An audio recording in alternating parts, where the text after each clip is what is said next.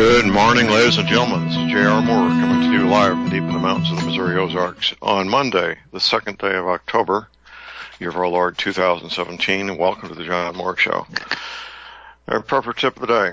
I want to encourage everybody to work on their EMP preparations.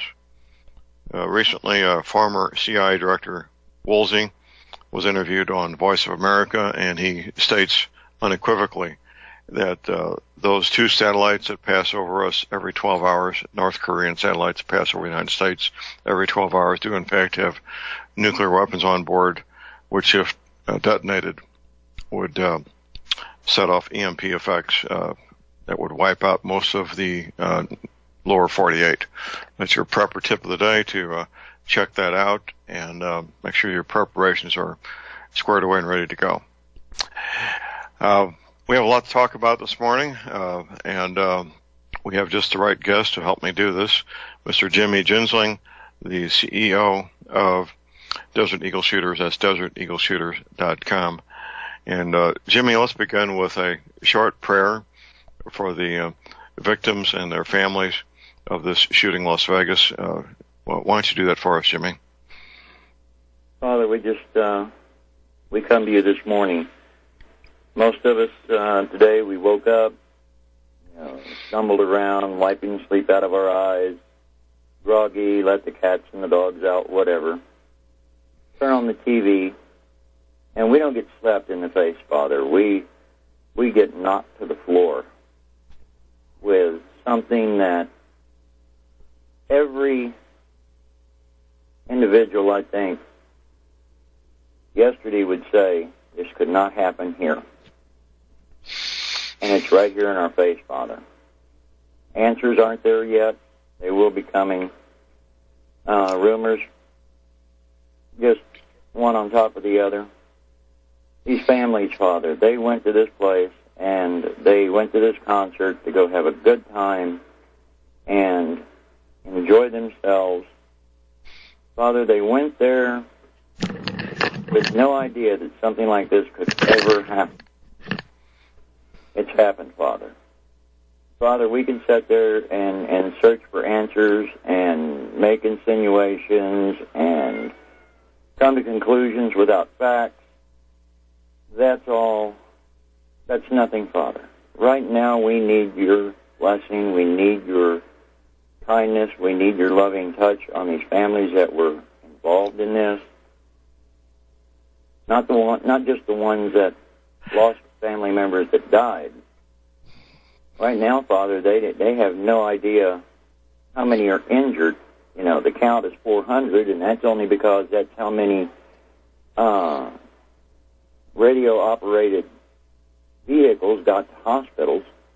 That's not counting the ones that, John and Jill Q. Public loaded into a car or hailed a taxi and got these people there some other way.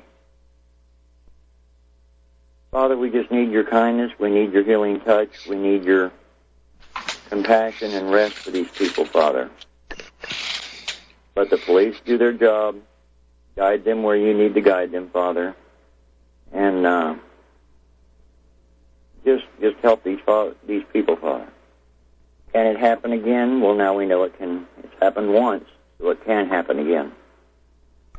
Father, we just ask you to watch over our nation, guide our president, stand in the way of those that could cause him harm or disrupt his plans, Father, that you guide him through.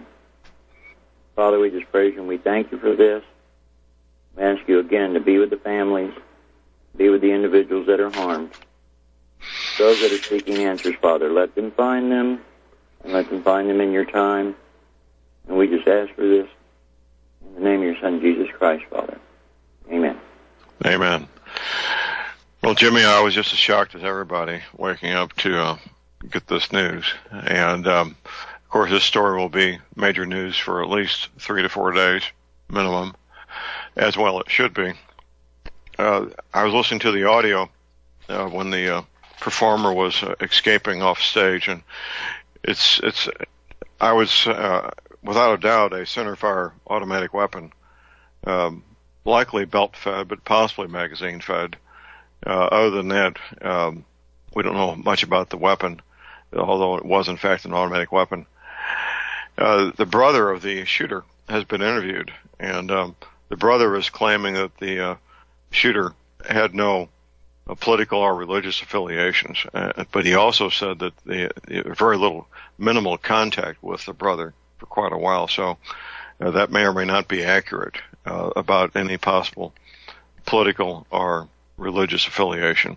No photograph of the shooter so far that I've seen. Have you seen one yet, Jimmy? No, I haven't seen one yet. All I've heard is I think he's 65-year-old, white male, and that's it. Okay. Just watched another update just a few minutes ago on the news, and the sheriff there was saying that please don't take these numbers that you see on your screen. He says those right now are just estimates, and he says they are very flimsy estimates. That right. As the day progresses and all, they'll know more. The one thing that I do find interesting, again, we're all just going on second, third, and some fourth-hand information. 2 shooting positions, 8 rifles. This was well thought out. He had surveillance cameras set up so he could watch the hallway outside and could see the responders coming. Really? Yeah. First report that I saw on it was that he shot himself, he killed himself, they found him dead, and then just a while ago, they changed that to he shot himself as they made entry. So, again, we don't know anything more than we knew when we got up. So, I don't know. There's just so many questions to be asked on this one. It's going to be a drawn-out process. And, of course, we can always expect, let's see, right now here in New Mexico, which is the same time as Nevada, it's just now 7 o'clock. So by 10 o'clock, all the rumors will be flying. And folks, just listen quietly, assess it, and wait for some hard facts to come down. Right, That's the only advice I can make. Well, when it comes to Second Amendment, my knowledge, Jimmy, is there's about more than 250,000 legally owned automatic weapons in the United States. And to the best of my knowledge, the only crime ever committed with a legally owned automatic weapon was committed by a police officer. Do you have any different information on that? No. And okay. I'm not even really sure on what you learned on that one. Explain that one for me. Well, I can't give a source because it's just been in the back of my brain for so long. But there's going to be a lot of attention to firearms, obviously, following this. If Hillary was president, I hate to think what the consequences would be for the Second Amendment. But so I don't think that's too much of a concern. There's any further infringement on our Second Amendment rights due to this crime that was committed by a criminal. So yes, the rumors are flying, and we need to keep a level head and work diligently to separate fact from fiction. In these early hours, it's only been let's see, about 6 hours ago this all happened. So it's still very, very, very fresh, very fresh. The speculation about other shooters going to be flying, speculation about the political and or religious motivation of the shooter, the speculation about the firearm itself, whether it was legally owned or not, which I hope it was not legally owned because that would be bad for all of us Second Amendment supporters. And of course, the follow-up as to the exact numbers of dead and injured, which it'll probably be later today before we get it even close to an accurate count, don't you think, Jimmy? Oh, yeah. They on Fox earlier, they interviewed a young man, I would say early 20s. The reporter had no idea how old he was, 17, 25, I don't know. Kid didn't have a shirt on, had blood all over him, and just a citizen. And once everything stopped, this kid ripped off his shirt and packed the wound with it, and they flagged down a car and got this person in it and got him off the... Right. And he went back and he got another one. Right. And, well, good for him. Good for him. This young... That gives me hope for the youth of America. This young man didn't... In the interview, there was absolutely nothing about me, I, or anything. It was, this person was injured, so-and-so, this person had injuries, so-and-so. All we did was flag down vehicles and get these, hurt individuals in it and off to the hospital. Right. Well, I believe there is hope for America. My wife and I spent the night, Saturday night, in a house with 4 football players and their friends, and there was no alcohol on the premises, no tobacco, no illegal substances. It's just a group of young men and women who are working hard to achieve their goals in a proper manner. We got a call here. We got Jimmy. We got Rick in Missouri. Good morning, Rick. Morning, Rick. Hey, good morning. Good morning. Hi. I hope you guys are all doing as well as you can. I only have one brief comment, and I wonder if you've noticed this.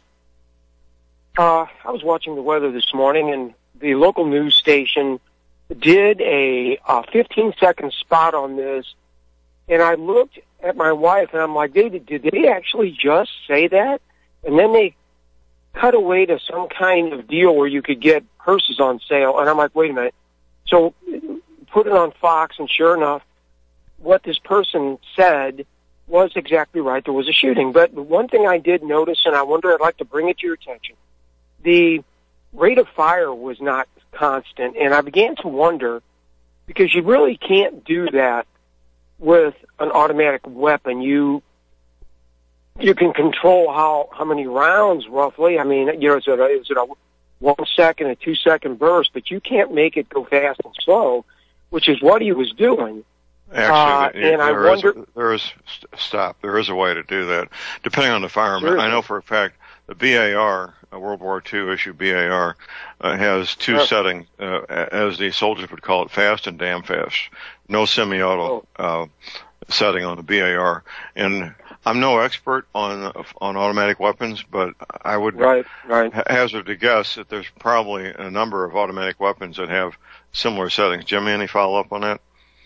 Yeah, very correct. 2 things, depending on the weapon, depending on what form of trigger group that they have in it.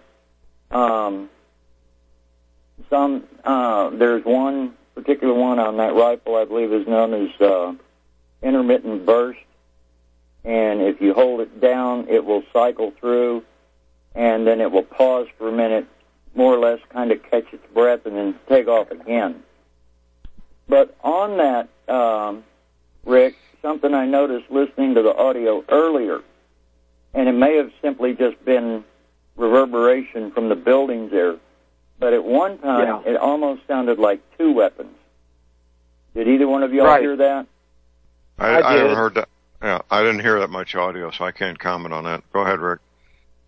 Well, I was just going to say, I see where you're going with this, but later on today when you have a minute, listen to it, what I'm actually talking about is something that almost parrots a Gatling gun, where it almost sounded like this guy went and purchased himself one of those goofy little toys that you plug into your trigger and you're turning it like a crank. Listen to it. Now, I mean, I might be wrong, but what this guy was doing with his rate of fire just didn't seem like anything I've ever heard before. So just take a look at it and see. I wonder if that'll turn out to be what he was messing with. That's a possibility. It's only just a comment. Yeah, just an observation. Obviously, it doesn't add or subtract from the situation. I'm just saying, but it does. It would tell me something about who this guy was. In that, did this man actually have a BAR, or was he playing with an AK with a jack-in-the-box crank stuck in the side of it? To me, it makes a difference as to his personality. Yeah, it's. I am rather interested in the weapon, like John said earlier, to find out if it was NFA registered weapon, if it was a homebrew, if it was what. We don't know. Right. Right. The other question is will we know? Will they actually say what it was? If they can attack the Second Amendment, they might. Well, lady that was has a show there in Las Vegas they interviewed earlier made a comment that really kind of took me aback. She said that Las Vegas is the most heavily cameraed town, city, whatever you want to call it, in the world, that nothing can happen there without it being recorded. Sure. And right. I'm interested to see what they come up with on how this guy got that in there and what it looked like. I mean, it's just something, and we have to wait for answers. For answers.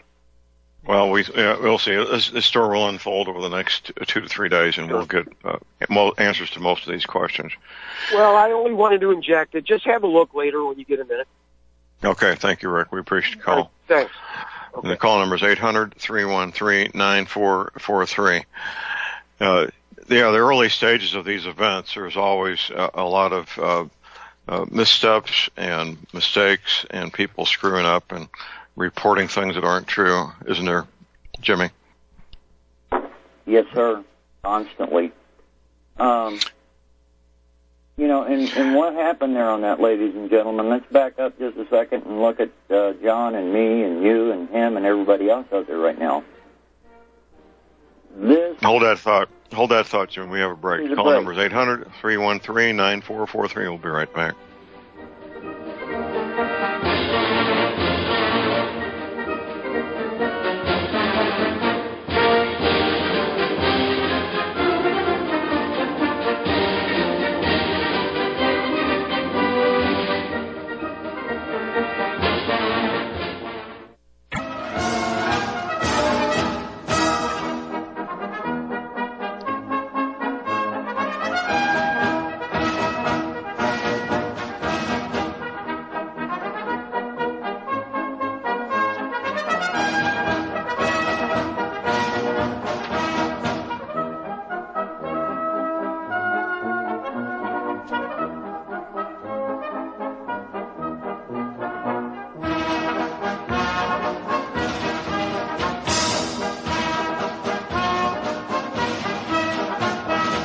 All right, we are back, ladies and gentlemen. We're back. J.R. Moore here on Monday, the second day of October. Yes, it is the 2nd of October.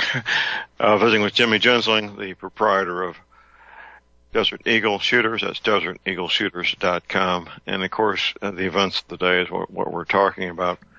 In case you're just now waking up, about 6.5 hours ago or so, there was the worst shooting in United States history in Las Vegas, Nevada.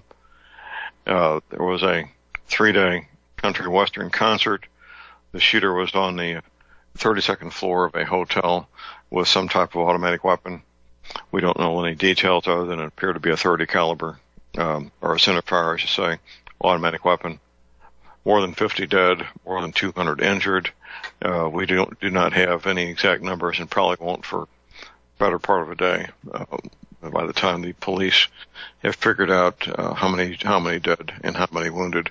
Of course, the number of dead could increase as people who were close to death do expire due to their injuries, right, Jimmy? Oh, yes, sir. And another thing, they're saying on the news and everything, they keep reporting, well, this guy was 1,200 yards away, 1,100 yards away, or feet away.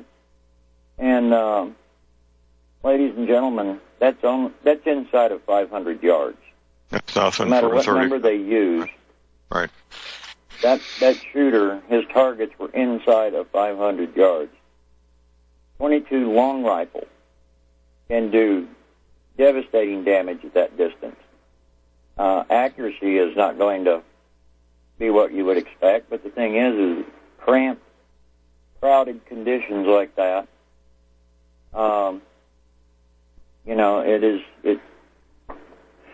what I started to go off with when we got to the break, John, this is going to bring a whole new,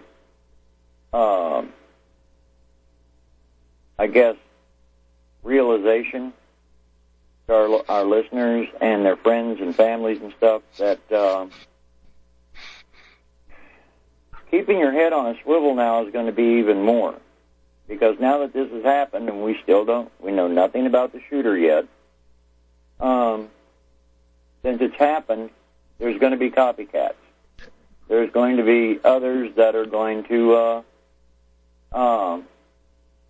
plan on this somehow. So we're going to have to work this up, and by next week, depending on how things go, maybe we can start covering a little bit better on what to do in situations like this, for our listeners to take part in things. But being in a crowd like that, I can guarantee you not a single person there that was involved in this or even witnessed it expected anything like this. Well, of course not. Never had an escape plan, never had an idea of this or that or anything else. Well, the civilians in the crowd who never heard automatic weapons fire, they thought for quite a while that it was only fireworks. But if you know the difference in what to listen to, anybody who's been around automatic weapons knows that fireworks cannot possibly duplicate the sound of an automatic weapon, can they? No, sir. It's just this is going to change the course of everything. Now they're showing some daylight pictures of it, and the new reporters are showing up. Ones that have been up all night, I guess, are getting to take a break. But, ladies and gentlemen, whenever you are in crowds, I don't care if it's a mall, if it's a school event, or anything, up your level of observation a little bit. If you see anything that just, to coin a phrase that Abby uses, hinky, and I finally found a definition of hinky, John. It's really? Anything that doesn't make sense. You look at it, and the dog has got 4 legs and everything, and something's wrong. You just can't figure it out. It's hinky, and then you discover he's got a cat's tail. It sounds German. We have a bottom of the hour break. Call number is 800-313-9443. We'll be right back.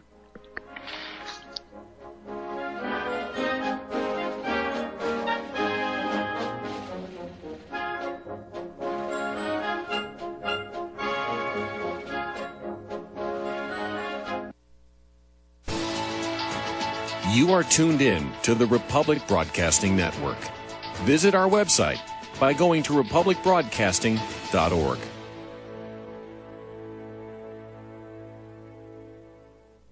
Gentlemen, J.R. Moore here. I've worked with men and women involved in the high-end shelters for years. With the Ozark Survival Homesteads, you get things you don't get with the high-end shelters. You get a opportunity to be in the bunker, of course. You also get a home, a 60 by 90 lot. You get your storable food, your livestock share, your garden, greenhouse share, your seed bank share. One person to have everything they need, right at $25,000. For a family of 3, $37,000. You really need to check this out. It's very unique. At my website, you'll see the Ozark Survival Homesteads on the left side of my homepage. Go there, read that one page, fill out the form with your name, your email address, and your telephone number, and I will forward that to the guys and gals at the Ozark Survival Homesteads. Check it out. You'll be very glad you did. Thank you very much.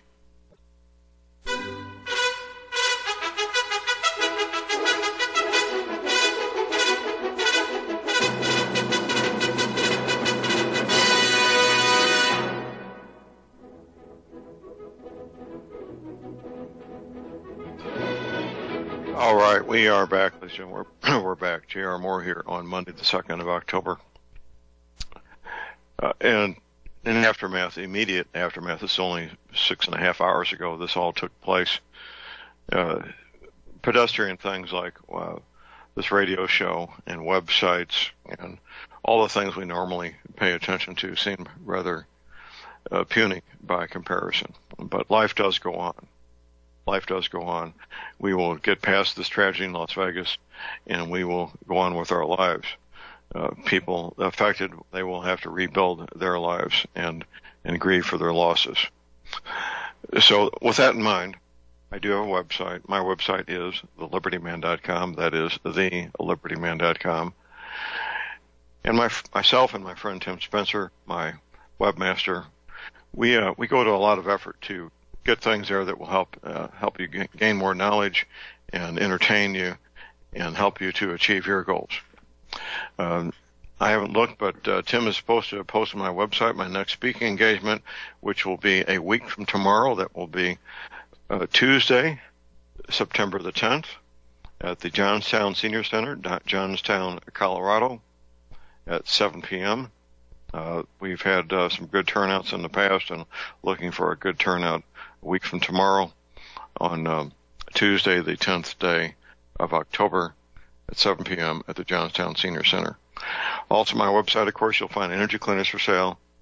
If you have arthritis pain, joint pain, or back pain, the energy cleaner will most likely help. Not getting a great night's sleep, it will help there also. Get yourself an energy cleaner. I use mine every night. When I travel, I take it with me. It helps those miles melt away, and I end up the day after 10 or even 12 hours of driving, I still feel pretty good. And you can also. $285 shipping included, American zip codes. I do offer a 30-day money-back guarantee. And I have a toll-free order line. You can use PayPal, MasterCard, Visa, by the way. Here's that toll-free order line, 800-592-9543. I say again, 800-592-9543. Visiting with Jimmy Gensling, the proprietor and CEO of Desert Eagle Shooters, that's deserteagleshooters.com.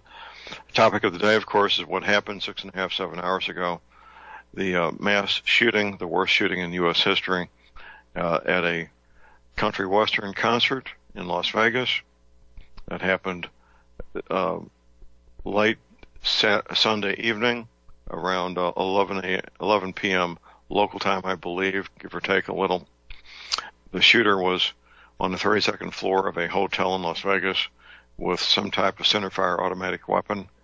We don't know the caliber or the description of the firearm yet. Jimmy, the police are reporting that there were 10 rifles in the room where the shooter was. I don't know if you're aware of that or not. They're saying there's 10 rifles now? Right, right. Earlier I had heard that there were 8 and 2 shooting positions. Right. Well, this is a moving target. Any fast-breaking story of this nature, there's going to be reports come in and updates and then corrections and more corrections. That's just expected, isn't it? Oh, yes, sir. And only thing that I'm finding curious that hasn't changed yet, and I'm going to watch closely to see if it does change, is for them to go to a go to a single shooting position. And I don't know, it almost appears, operative word, appears that it was arranged and everything for 2 shooters instead of 1. That was the first thing that clicked in my thought. Right. But I don't know. There's only the mention of the 1 shooter and everything else. So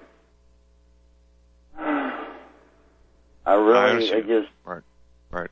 Well, now we've got to up our own, ladies and gentlemen. Not saying don't go to events. Just saying that wherever you are, just kind of keep your head on a swivel. Pay attention to what's going on around you, and if you see anything that is out of the ordinary, always have an out. And in a condition like that, with those people stacked in like they were and packed and having a good time, there is no out. You see in the videos and everything, all these people that hit the ground, first instinct is to get low but when the shooter is above you shooting down, that's not going to unless help. you've got some kind of cover, ladies and gentlemen. Now, well, that's something that we can go through this morning, John, on real quick. Cover and concealment. And what the difference is between them. Is Absolutely. standing Right. behind something where they can't see you. Cover is something that will slow down or impede a bullet.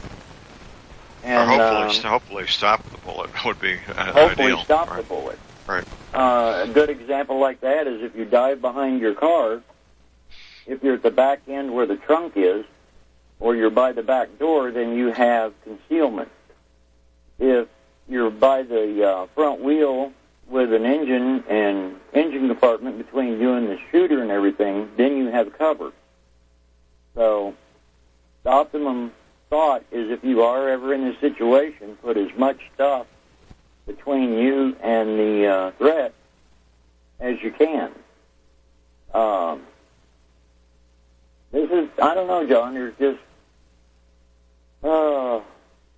it's frustrating to wake up to this in the morning. Teresa and I spent the weekend in Deming, New Mexico.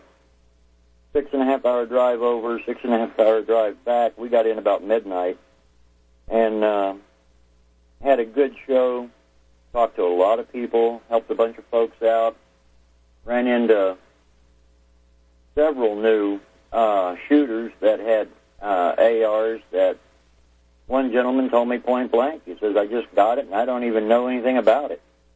So, Really? That's scary. Well, he's learning. Him and I sat there and we broke one down and I went through the basics with it and everything with him. And he's going to contact me and we're going to spend some time together. Very bright individual, older gentleman.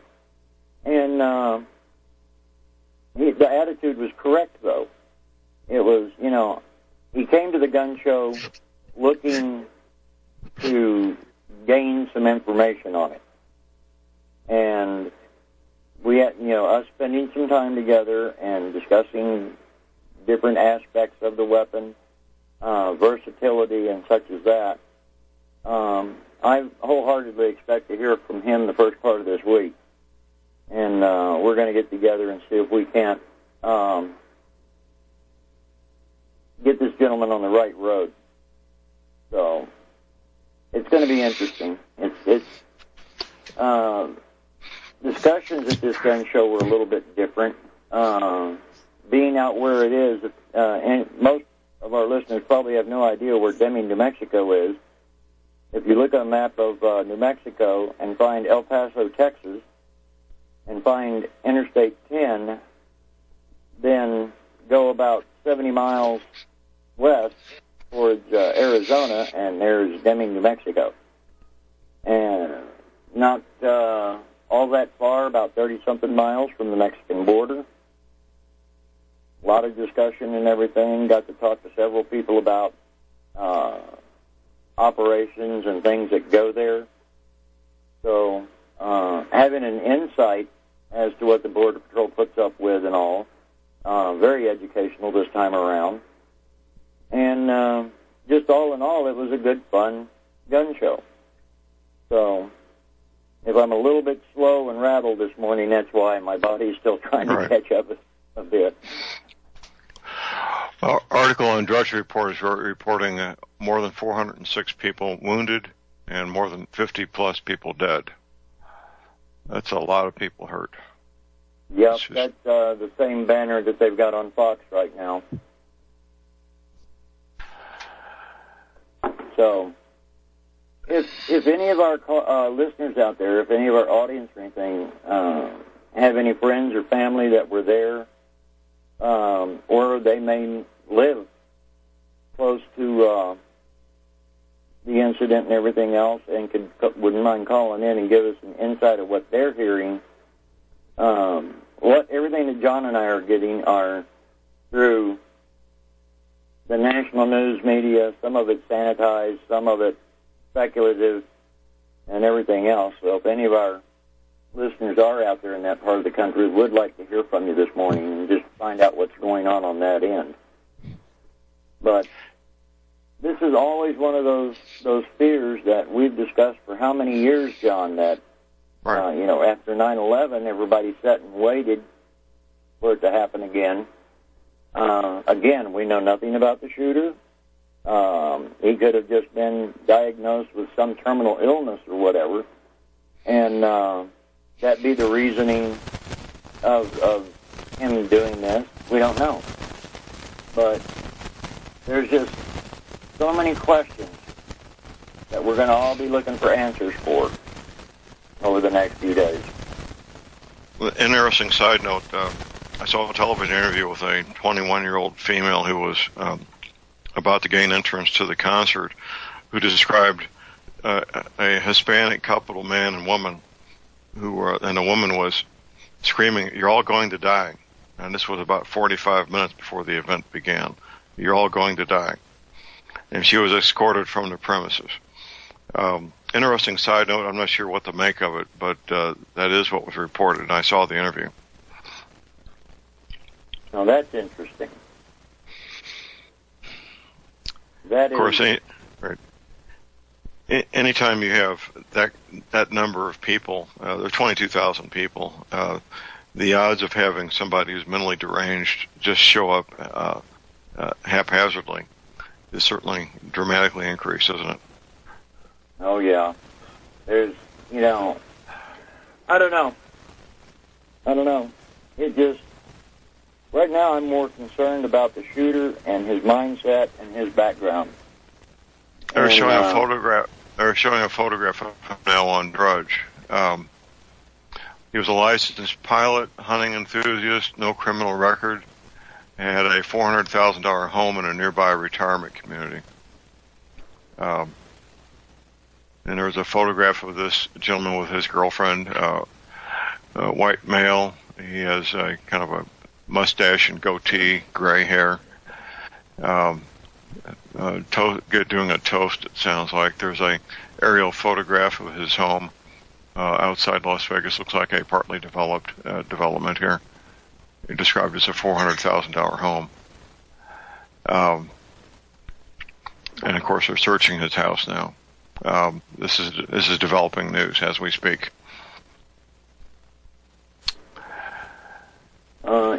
I just brought that up when you said Drudge. I just my internet. I don't know what was going on with it this morning, but there was no connectivity or anything when I first got up. So I'm looking at that picture of him right now. Right. This one here is very, very confusing, I guess. Right. He doesn't fit the profile that I would expect at all. No. Licensed pilot, that's what I'm hunting, saying. fishing He license. doesn't at all. Right. They say he worked at Lockheed Martin as an auditor, which would be an accounting administrative type position. No criminal record, state of Nevada. They'll be doing a nationwide criminal search, but given his bio, I doubt they're going to find any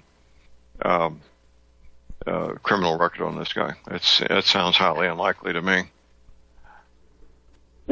If I was to, now, ladies and gentlemen, here goes grab your tinfoil hats. If I was to hazard, this is, from what you just read, this is the perfect Manchurian candidate. Mr. Nobody. No record, no nothing. Programmed and turned loose. And that's just my thought, ladies and gentlemen, based on absolutely nothing.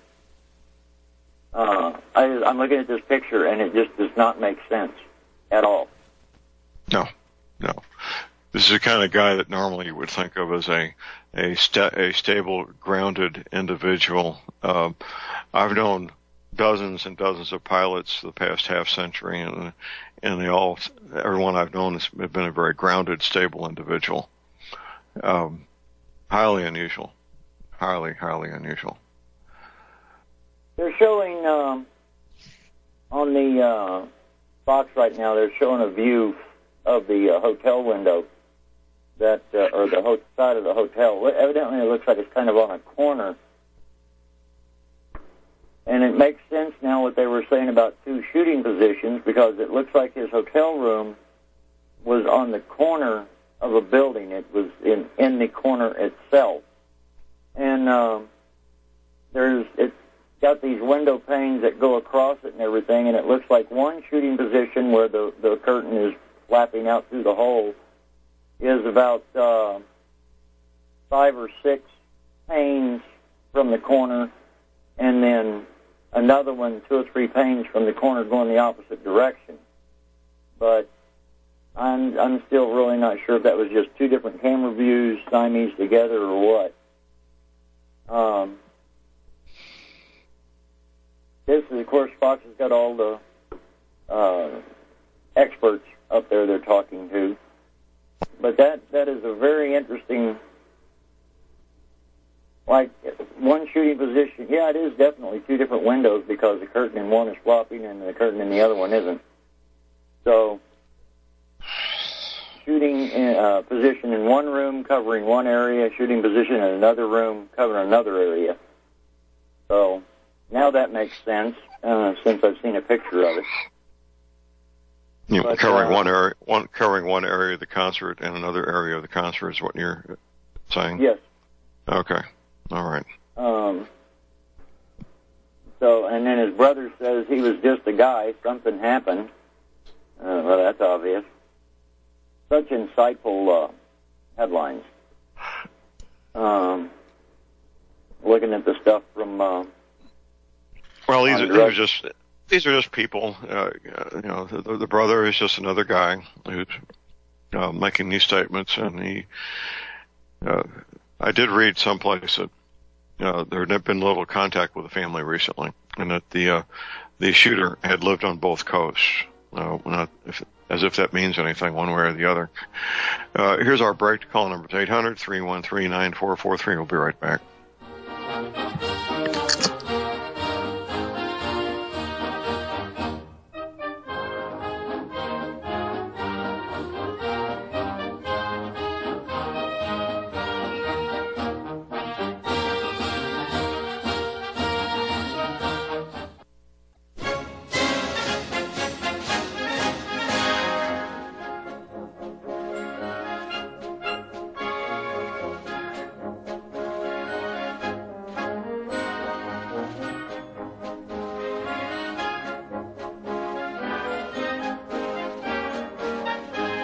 All right, we are back, ladies and gentlemen. We're back. J.R. Moore here on Monday, the 2nd day of October.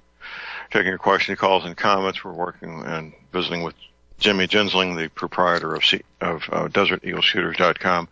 Jimmy, we've got somebody here who says he knows you. CG59, Odessa. Are you there, sir? Yes, sir. Good morning, Jimmy and John. We appreciate you guys covering this event with the amount of intelligence and saneness that you're covering it with. Of course, we're hearing all sorts of speculation and gobbledygook out there on the net as how this gentleman acquired this weapon, whether or not it was illegal. A lot of people think it might have been a legal weapon modified, and a lot of people do not understand that there are some that you can obtain an automatic weapon with a certain, with a license and whatever. And looking at this gentleman's, obviously he's got money, so the speculation is was he probably able to buy this weapon fully automatic? And, of course, the next question of the day is, what was this? Was this an AR platform? Was it an AK platform? And I'll take my answer off the air. Thank you. Okay. The reports that I heard, the rate of fire was too slow for an AR firing full automatic.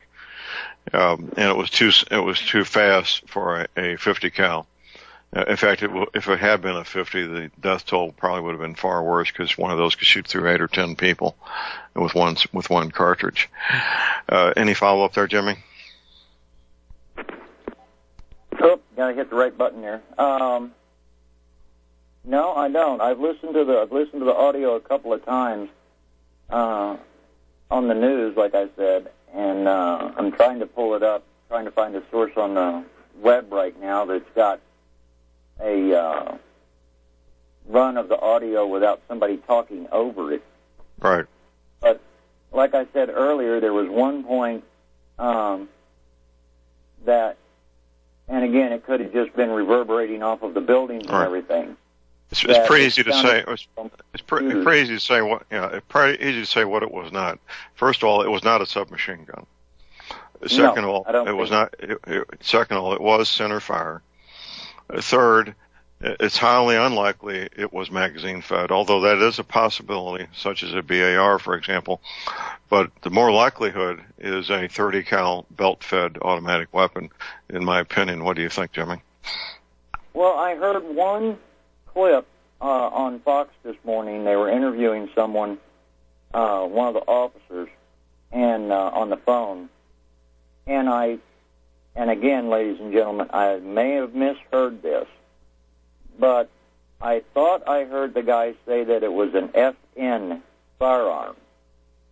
And my brain was automatically running through. It doesn't narrow it down. Yeah, the FN has made a lot of different firearms for better part of a century. So it's like it doesn't. Coke. It's like saying it's a Ford, or what does that mean? Is it a semi-tractor trailer, or is it a Mustang? It's still a Ford. So, yeah. Okay, we have a top of the hour break. Stay tuned. We'll be right back.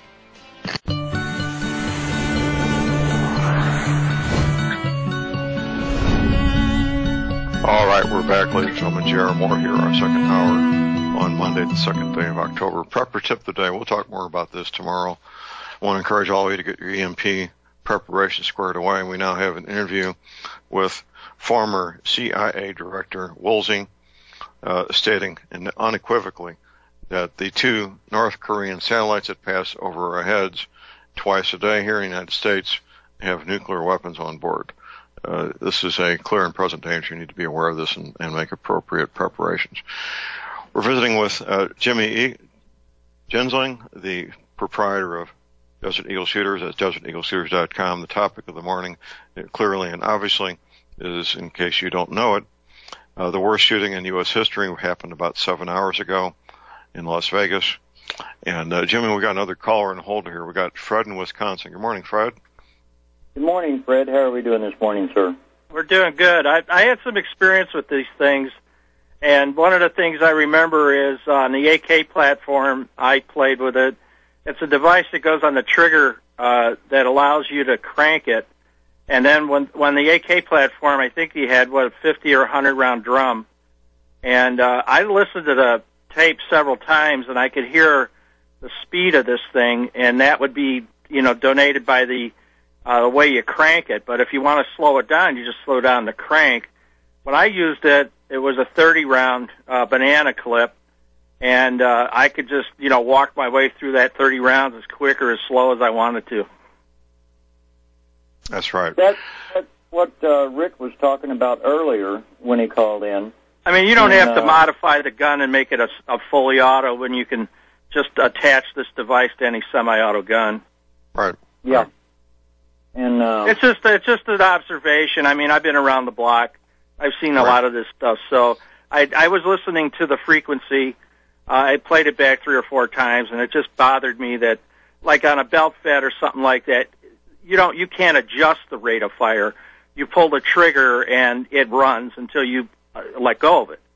But Mr. Moore is right about a BAR, but I've never seen him adjust rate of fire on a belt fed like that. But this thing could go on any. I imagine it'll work on an AR platform too. Right. So you guys are more into that than I am, but I just thought I'd put my 2 cents in. Thank you very much. No, I greatly appreciate it because for our listeners and everything, it confirms what and adds validation to what Rick was talking about at the beginning. And right after Rick had said that, I pulled up some of my notes and everything, and I actually came across a discussion that I'd had with a friend of mine, good heavens, years ago, about it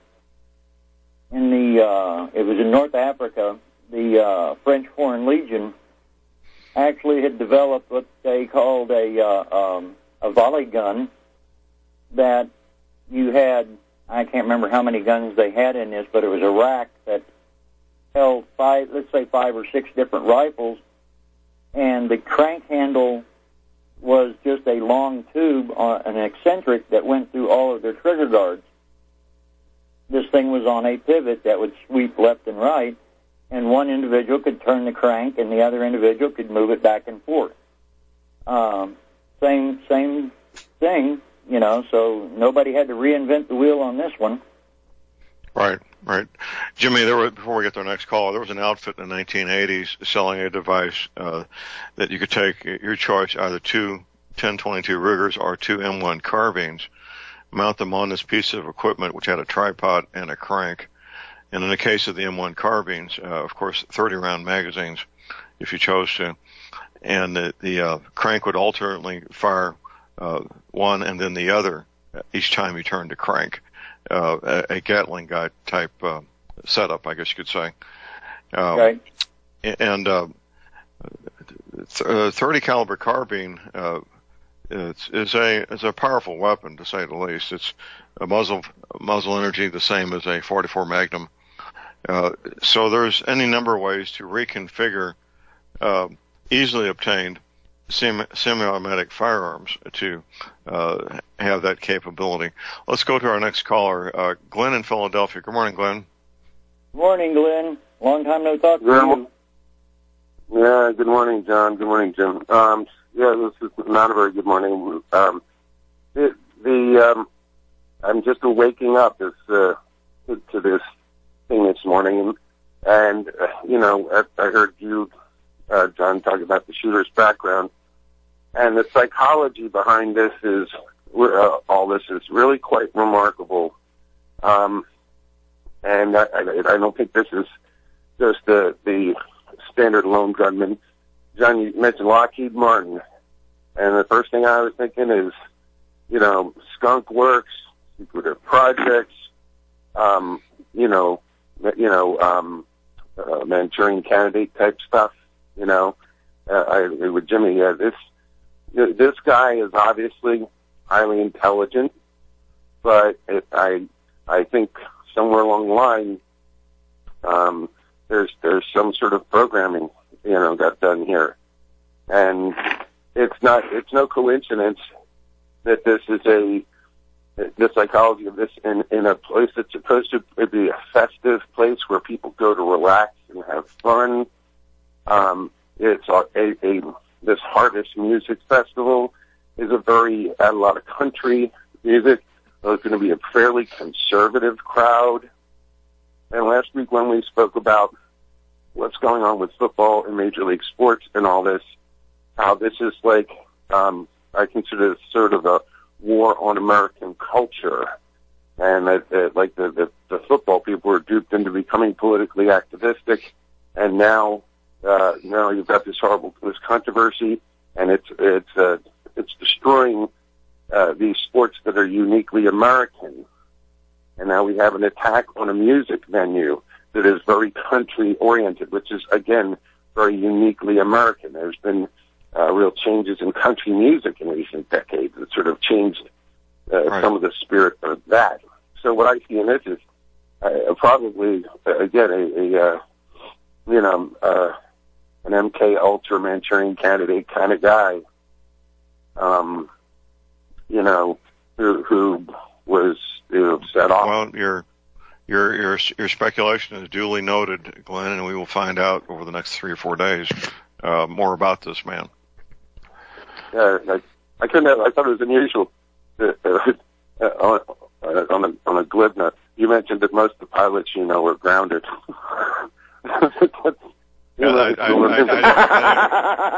I didn't think about how that came across until just now. Yeah. I didn't either until just now. Right.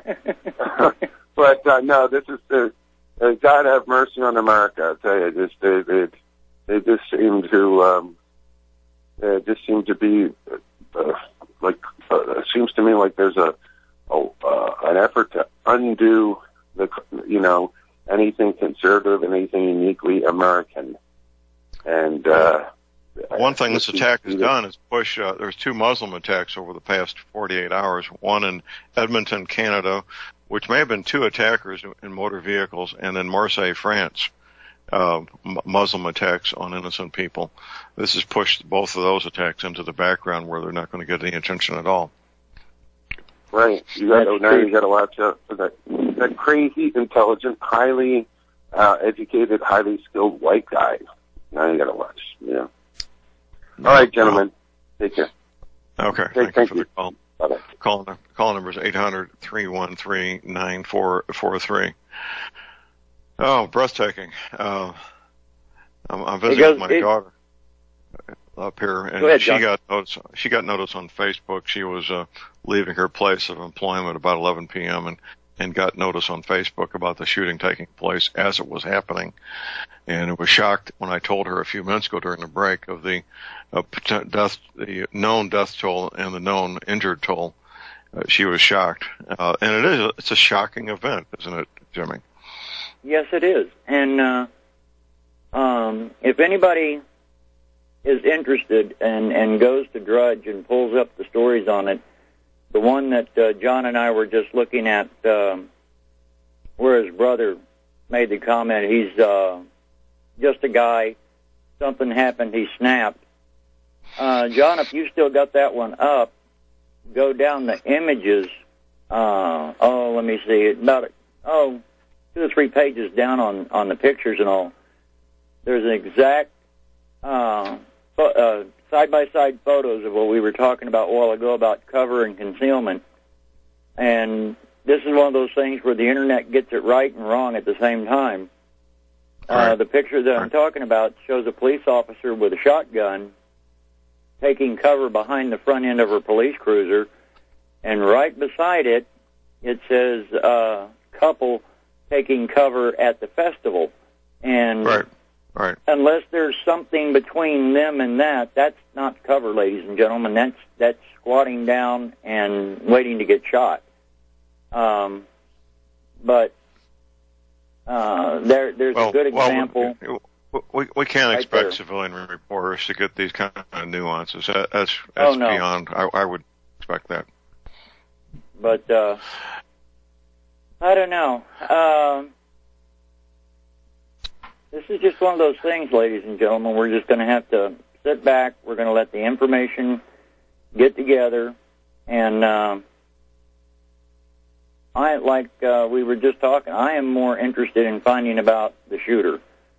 It was interesting because when Glenn said it was the same thing I thought of earlier when you said that he had worked for Lockheed Martin. The first thing that came to my mind was Skunk Works. If you don't know what Skunk Works is, ladies and gentlemen, look it up.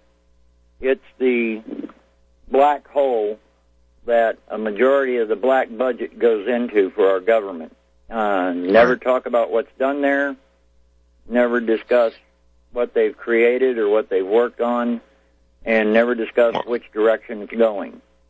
So, well, that's easy. Their propulsion systems is one of the big things, and electromagnetic propulsion has been a big thing at that level for decades. There's another photograph here. In fact, it's actually a video. There's a Crown Vic with 4 police officers taking shelter behind it, and 2 civilians, looks like maybe a African American male and a Caucasian male, just standing there rubbernecking, as you might expect a tourist to do. But one of the things that reminds me in basic training, our sergeants telling me how in basic training, one of the most difficult things to do is to get civilians who are becoming soldiers to get down behind cover or concealment, one or the other, when there's shooting commences, as opposed to rubbernecking and trying to figure out where the shooting's coming from. And that was heavily emphasized when I was in basic training. How about you, Jimmy? Yes, sir. They, in our training and everything, they always did the aspect of, get behind something, get down, take cover, and then assess and see what's going on. So, wife's car this morning, like I said, we got back late last night, and her car is just dead. So, and it worked perfectly Friday when we came in. Right. So, right. But we'll get the jumper cables to it. At least my other car is right there in front of it. So here in a moment, we'll get the jumper cables on it and see if we can get it up. Another thing, ladies and gentlemen, actually, my wife's car brings up a good subject for us this morning. Always a good time to check your vehicles, to check your batteries, and keep an eye on it. So, well, what's that one that you use, John, to keep them alive? Well, the company is Pulse Tech. It's PULSE-Tech, and they make a number of different devices. One of the ironic, and when I wrote my book about personal security, I mentioned in my book that the automobiles don't start now in 2017 for the same reason they didn't start in 1937, something to do with the battery. That's the main reason most cars won't start most of the time. So here's what you do. First of all, make sure your battery is properly serviced, which these days means the terminal connections clean and tight, and there are special concoctions you can put on them for you get from the automotive store, but just plain old Vaseline jelly will work real good to help prevent that corrosion. Second of all, make sure the belt for your alternator is tight and has a proper tension. Your service, whoever does your service can do what's called a testing the battery, to what's called a load test. It's LOAD, a load test on your battery to determine what the cranking amps are inside that battery. The Pulse Tech devices do the following. Now, first of all, the reason lead acid batteries go bad is sulfur buildup on the lead plates. That's what normally happens. That's what's supposed to happen. What the Pulse Tech device does is knock the sulfur off the lead plates, maintaining the life of the battery about twice as long. My automotive batteries typically last 5.5, 6 years, where 3 years is good for an average battery. But I get at least 5.5 to 6 years out of my automotive batteries. And there's different Pulse Tech devices for different purposes. And I don't sell them, but you can easily find them on the internet. Of course, I'm sure Amazon.com has Pulse Tech devices, and eBay. So winter's coming up. Make sure that battery is in good condition, that you have your charging system, which consists of the battery, the alternator, the drive belt for the alternator, the voltage regulator. Make sure everything is up to snuff so you don't have unforeseen problem with that during these coming cold weather. Any follow-up there, Jimmy? No, that's pretty much it, right on top. And it's disgruntling, because I'm sitting here and I look at Teresa's face and everything. She's like, "Why?" And another thing, too, ladies and gentlemen, if you can, and you got more than one vehicle and you park them, try it at least to sit there and be able to park them so that you do have vehicles nose to nose. That if you do have to do something like this, you can get in there and jump it. So, well, also it's just for a batteries, typical Monday morning in New Mexico. Right. If your vehicle's going to sit for a long time, put a trickle charger on it to maintain that battery over the winter if it's not going to be used. Here's our break. Stay tuned. We'll be right back.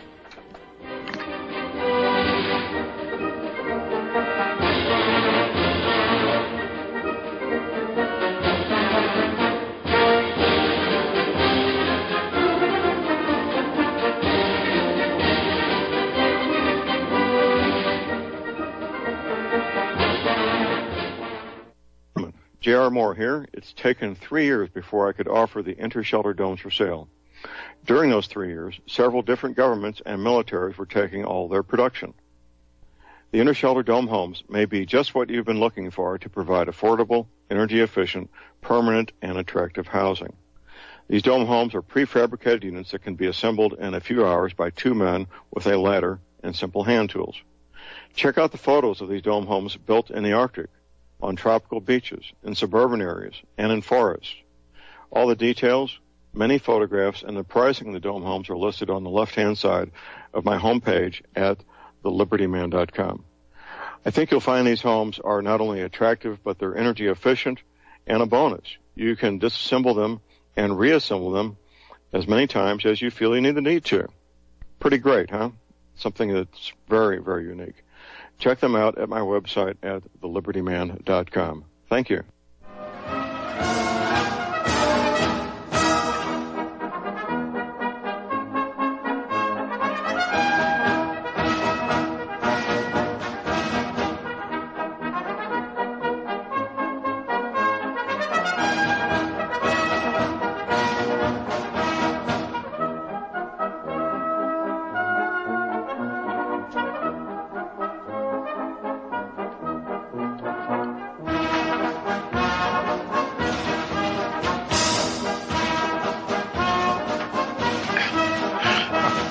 We are back, ladies and gentlemen. We're back. J.R. Moore here on Monday, the second day of October.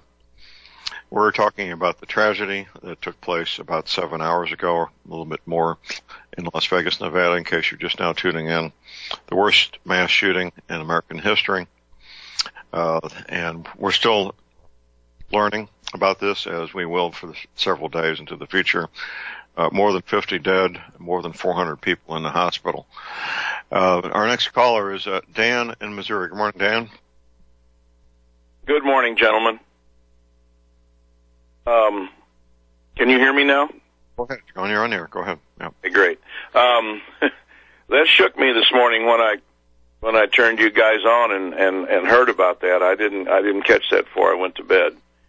And what really shakes me is the fact that Kansas City was set up for the same dadgum thing. My wife and I went to Kansas City over the weekend. They had a Preppers Expo and gun show up there, Kansas City, Missouri.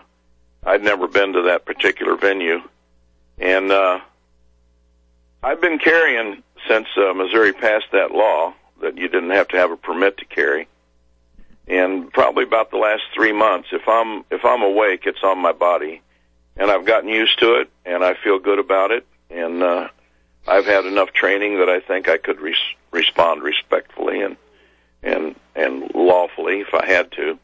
And I walked up to the door of that great big expo center, and there's signs plastered all over. No concealed carry, no loaded firearms, blah, blah, blah. Right.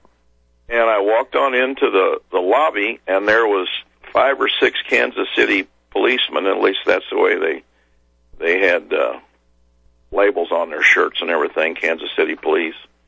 And I had a discussion with one of them, and I said, "Is this all you guys have got here?" And he goes, "Yeah." And they didn't have any metal detectors, and they weren't frisking people.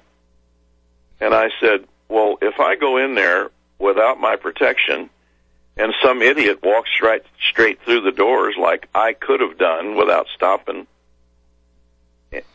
what's going to keep him from killing a couple of dozen people at the far end of that expo center before you guys can run down there?" "Well, the guy that's running this doesn't want any firearms." I just about turned around and left. Right, right. But I put it back in the car, and I gritted my teeth the whole time. Right. Because that would have been I'll give you something, Dan. That is why our promoter dropped 2 particular locations that we were doing gun shows at. And the reason they pulled that logic there is because they had a rent-a-cop agency providing security that was required by the county. And the guy that I guess he was the senior rent-a-cop. And for those of you folks out there in security business and everything, I'm not being derogatory to all of you. When you hear what I'm about to say, you're going to understand wholeheartedly why I refer to this individual as that. But this guy had the crew cut haircut, high and tight, bloused boots, everything, and he thought that he was the cock of the walk. And he decided that it was unsafe for the vendors to have sidearms at the gun show. And I don't know if he was related to someone on the county commission or what, but they passed a rule that on county property for county events, it was a gun-free zone. Now, a gun-free zone at a gun show is the biggest oxymoron I think I've ever heard. I'd say so. And yes. you experienced it this weekend. And our promoter, Eli, talked to him on the phone several times, went to a couple of the meetings with him, and they were like, well, this is the way it's going to be. We're not going to be liable for an incident. And he's like, we've only been doing these for like 30 years, never had a single incident. Most people are smart enough not to think about trying to rob a gun show, but they wouldn't budge, so he dropped them. And right. That was a little over a year ago, and they have been begging him because their constituents have been giving him a hard time. Right. And they are looking like they're starting to bend a little bit, because when you've got that many Hold that thought, vendors, Jimmy. Hold that thought. We have a break. We'll be right back. You are tuned in to the Republic Broadcasting Network. Visit our website by going to republicbroadcasting.org.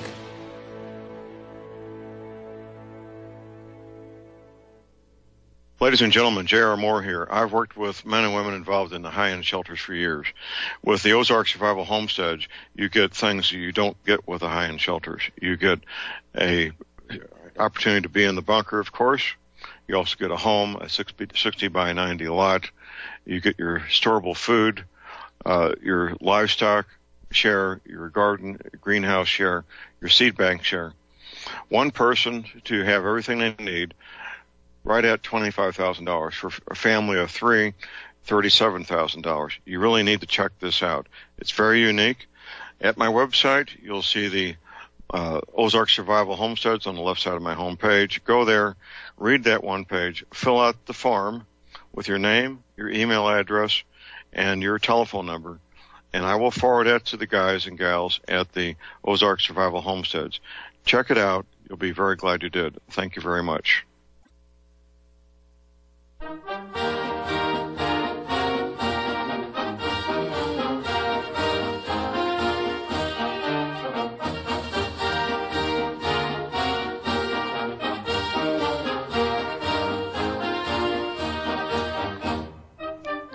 All right, we are back, ladies and gentlemen. We're back. J.R. Moore here on Monday, the 2nd of October. My website is thelibertyman.com. That is thelibertyman.com.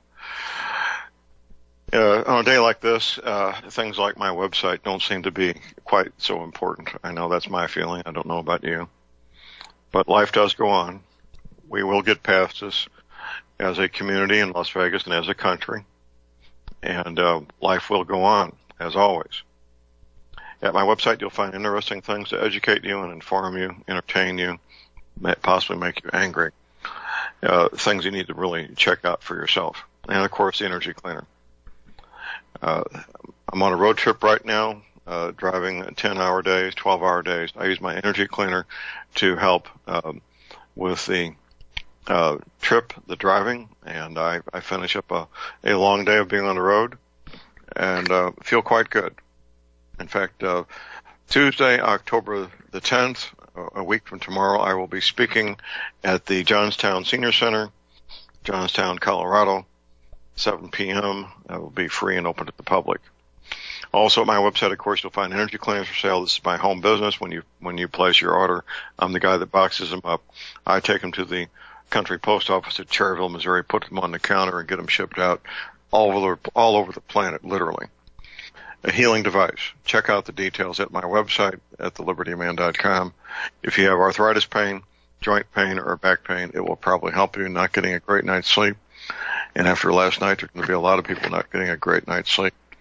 The energy cleaner will probably help. Keep in mind, I offer a 30-day money-back guarantee. Only $285 shipping included. And I do take PayPal, the most secure way to make any payment online. MasterCard, Visa. Checks can be sent to my address at thelibertyman.com.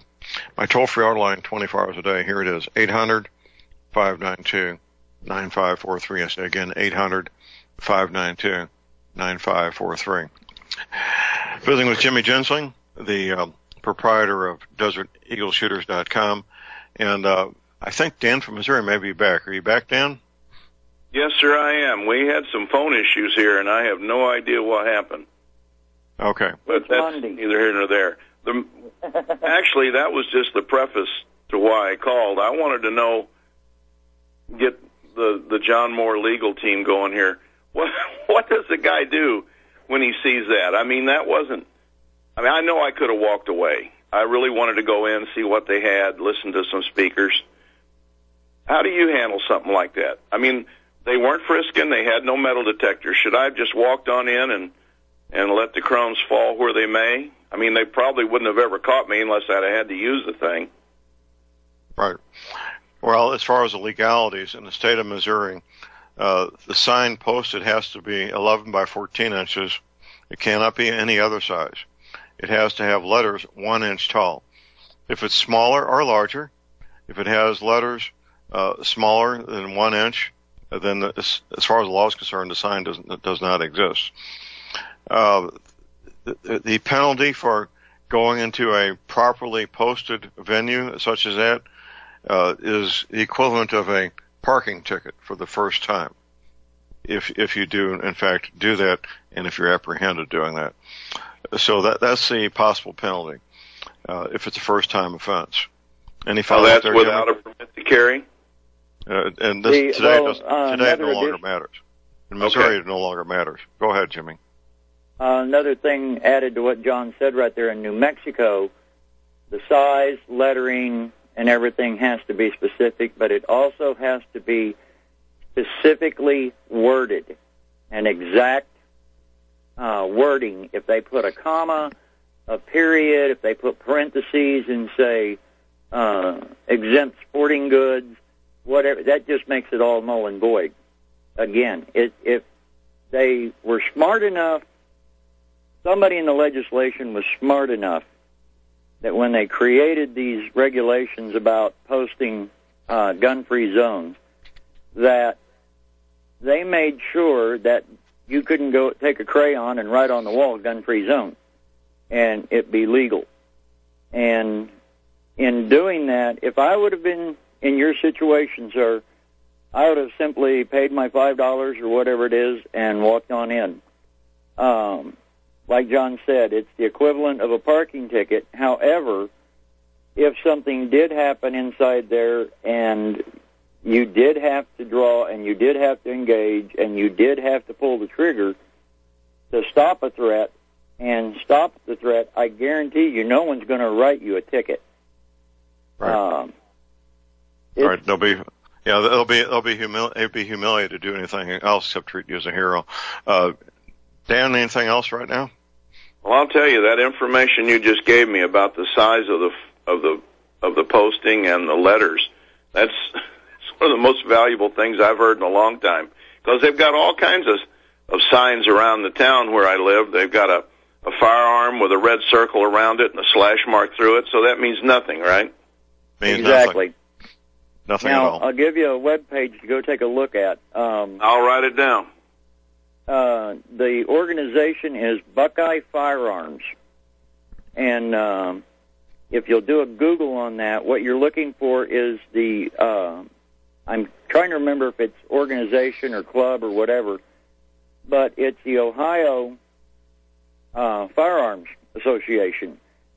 That web page has got just every question you could ask has got an answer somewhere on there. And they go state by state. So you can go to that website and probably, go to Missouri and look up, Google, or not Google, but search on the page there, posting gun-free zones, and they'll give you either the link to the state regulation or they will give you a complete write-up from the regulation. That's wonderful. Thank you, guys. Yes, sir. Okay. Could help. Thanks for the call, Dan. Our next caller is from Las Vegas, a regular caller, Chris in Las Vegas. Good morning, sir. Good morning, Chris. Good morning, JR. I thought it would be appropriate to call in this morning since we had this, what I presume and conclude per Occam's razor, to be another false flag-produced event at Mandalay Bay. And Okay. based on what evidence? The evidence is that the sheriff here in this town, Joseph Lombardo, is a FBI Quantico crisis event actor production trained professional. He's also a FEMA Fusion Center trained professional. And we've seen his association. He was the event commander at the Bundy event up at Mesquite, where they produced the anti-alter sheriff candidate event, where they put the false flag shooter Jason Miller and Amanda Miller in one of the opponent's T-shirts before the opponent had his shirts. They also produced the CC's Pizza shooting event, or at least they converted it to their own political advantage, where allegedly 2 police officers were shot inside CC's Pizza at Bonanza and Nellis, a few blocks from my home. And they then kept full command and control of the shooting location for several days and were able to set up some very intriguing stage scenarios with special props to exacerbate and relate it to the Bundy event. And so when we understand that this is a replication of the Kent State, the Texas Tower, and the shooting here in Las Vegas, not to mention we've had so-called crazed drivers driving up on the sidewalk here in Las Vegas and up in Reno, Nevada, that have relations to this sort of thing. That's sort of a kind of like the Charger shooter, Charger driver, the pro driver that was in this last scenario at Charlottesville. These events are basically, they're false flag events in my estimation. I haven't been down there, but I'm headed down this morning to evaluate. I have heard callers call in claiming that there's no evidence, there was no mass response of emergency vehicles. There were some staged scenarios where they photographed and did some on-site crisis event actor interviews, but it's very suspect and requires a lot of due diligence in reviewing what's being put forth on the mainstream media as a lone wolf wild shooter event, who coincidentally or not, they claim he's from Mesquite, Nevada, the same place near where the Bundy Ranch is located, where all that took place. He does have a parent, some sort of Asian wife that they allege, and it's very, very suspect. And of course, this is a Harry Reid's territory. I call him Harry the Red more accurately. He called all of Americans and patriots terrorists, blatantly contaminating the resource pool. And so it's a very anti-gun oriented place, although Nevada is an open carry state, and it's also known as the battle-born state, is the motto of the state. So we have some parallel oppositions to what the state is founded upon being put forth by what I perceive to be communist or Talmudist elements that are trying to seize control of this state for political advantage and purposes. Well, that's very, very interesting. I'd be interested to see how things go, if you would, since you're right there. Stay on top of it and see what kind of evidence that you can uncover about the situation. and we need evidence. Is what we need, hard evidence. I agree. Okay, I totally agree, John, and I intend to do what I can to obtain it. Okay. However, the last time when I got involved with the Bundy situation, I was doing deconstructive scientific investigation of the shooting event up at Malaheur Wildlife, where they did the assassination of Roy Finicum. I then was set upon by these Antifa fascist-type individuals here, and the day after I lodged a suit against the county commission, the district attorney, and others here in the area, I was arrested immediately to suppress my freedom of speech under City of Houston, Texas versus Hill. And doing my due diligence to expose criminality here, I've been false prosecuted, falsely arrested, distrained, and had my liberty stolen from me with all kinds of nefarious legal weaponized activities against me. So I'm right on the point of the spear and a high-value target, apparently. Okay. Well, Chris, get that information, get it to us, okay? God bless America, John. Thanks for letting me share my thoughts on it. Okay, thank you. Jimmy, I'm looking at a photograph of the Mandalay Bay Hotel, and they got two windows that the shooter was shooting out of, and they're, my goodness, these things, counting windows, I can't tell if these windows are 2 feet wide or 3 feet wide, but there's about 10 or 12 windows between the two that were being shot from. Right. That's what I was talking about earlier. This must have been a suite of several rooms. It's huge. Yeah. That he was renting and had been there since September 28th. This is not your average hotel room, is it? Oh, no, sir. And that's what I was looking at when they first showed that scene. Now on Fox, the pictures that they're showing of it is showing the corner, and they're only showing one window on it. The angle that they're showing, you can't see the second window. Right. Well, this is Drudge Report, and they got them both. Right. And there's just that's why I'm saying where's this going to go with a second shooter? A room that big and everything, they said that the reason they found him so fast was because the smoke and everything from the gun going off triggered the smoke alarm. Right. And I was thinking to myself and everything, well, he's shooting smokeless powder. I have to think about that a little bit. Well, as it depends on how sensitive smoke alarm, it would make a little bit of smoke. It doesn't take much to set off a smoke alarm. We got a caller here, Jimmy. We got Paul in New Jersey. Good morning, Paul. Good morning, sir. Good morning, gentlemen. Listen, for Chris, who just called. Chris, you live right in Las Vegas. Instead of looking up things on the internet, why don't you go put on your shoes and walk to your local hospital and go ask around to people and ask people about emergency admissions and all the rest. You got to figure those hospitals are just filled with patients at the moment. Instead of coming up with conspiracy theories so early in public, he lives right in that town. Right. Second of all, he won't get access to patients, but there's going to be friends and relatives all over that hospital. Exactly. You can hang out front and talk to strangers. Reception area, lobby area, there'll be friends and relatives all over that he could talk to. Exactly. And then you can find out if it, and you should see lots of admissions, people come visiting, a lot of hustle and bustle. They should be very busy. Yes. That's why John and I both stress the evidence part. Speculation is cheap. Evidence takes some work. Yeah. Also, I'd like to point out that, that this is a demographic type of crime. This guy, if you're going to shoot up a country gathering, most of those people are going to be white. So I see this, and I'm guilty of confirmation bias, as the overall, public and in our culture, a campaign of anti-whiteness going on.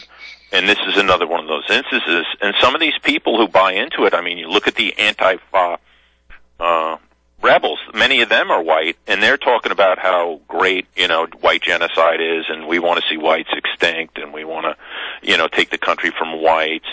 And so that cultural narrative keeps getting drummed into the heads, by the way, of many people in the patriot movement.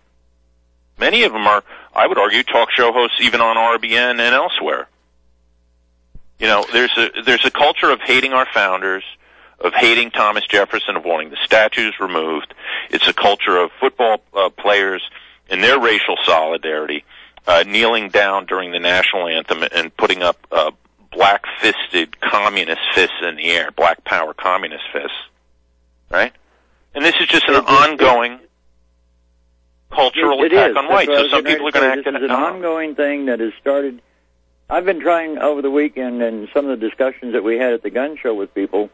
Customer, we were kind of chit-chatting. Somebody mentioned NFL. Oh, God, that was the wrong thing to do at that gun show.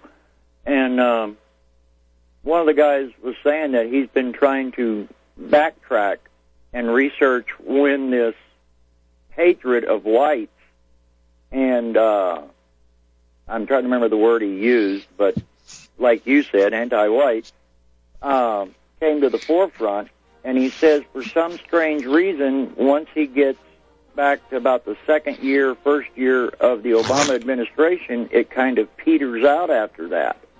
Right. I haven't looked into it. I haven't verified what he said. But we have a break. We got to go to the break here, Jimmy. Hold on. We'll be right back.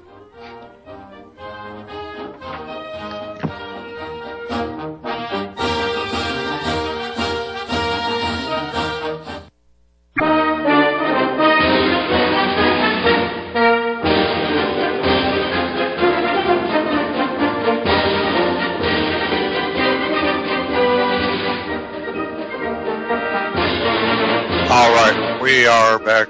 We're back, ladies and gentlemen. J.R. Moore here on Monday, the 2nd of October, visiting with Jimmy Ginsling, the proprietor of Desert Eagle Shooters. That's DesertEagleShooters.com. Got an update here, Jimmy. Apparently, the shooter was the manager of an apartment complex in Mesquite, Texas, at one time. Now that's interesting. Well, we have to ask ourselves which Mesquite. There's a Mesquite down by El Paso. There's a Mesquite back over near Dallas, Fort Worth. Well, they don't specify. It's just a photograph here. It says Mesquite, Texas, and it looks like a pretty nice apartment complex just from the little photograph we got here. Little side note: there'll be more coming out of this, and apparently where he lived, he had to be 55 years old. More than 1,000 homes were there. No children allowed. Upscale community, 18-hole golf course, indoor-outdoor swimming pools, recreation center with a gym. Pretty nice digs, it sounds like. Yep. And Cliff, who was on earlier, sent me a email just a moment ago. I don't know if this is some information he came up with from sources or something, but the FNM 249S civilian version is either belt-fed or magazine-fed, and it's in 5.56. So, Cliff, email me and let me know if that's something that you've heard is they're saying is what he used or one of the weapons that was there. But looking at that, that's your regular saw rifle there, John. Okay. Yeah, it's a belt-fed 30 cal, right? No, this one, the M248, is 5.56. 5.56. Okay. Well, centerfire belt-fed. That's one of my speculations. Yep. We'll get more. Oh yeah, we'll get more centerfire. Right. We'll get more. It was too heavy to be a 22, obviously. We'll get more information as this thing plays out over the next couple of days. If you're just tuning in, ladies and gentlemen, just waking up, we had the deadliest mass shooting in American history last night, about 8 hours ago in Las Vegas, and the news is unfolding as we speak about what happened, who did it. We don't know why yet. We may never know why. It may end up being just complete speculation, right, Jimmy? Yes, sir. That's all. And ladies and gentlemen, that's all we're doing this morning is we're speculating. We're trying to garner information. So if any listeners out there live in the region, go to DesertEagleShooters.com and use the contact bill on it and drop us some information. Don't know, John. Yeah. Well, before the end of the day, there'll be postings on YouTube that nobody died, that the blood is just red paint, and the whole thing was fabricated. That will happen before the day's over. And the Earth is flat. Well, absolutely. Everybody knows that, don't they? Yeah, always. Well, I didn't need this. I did not need this morning, but who did? Jimmy, thank you. We'll have you back next Monday. Yes, sir, and we'll get back to talking guns, and we'll bring up some information and stuff that we got at the gun show. Absolutely. That's it for the day. Get your medical supplies, your energy cleaner, your essential oils now while you can, your firearms ammunition. Never, ever give up your guns. Have a fun, safe, productive day, and God bless America.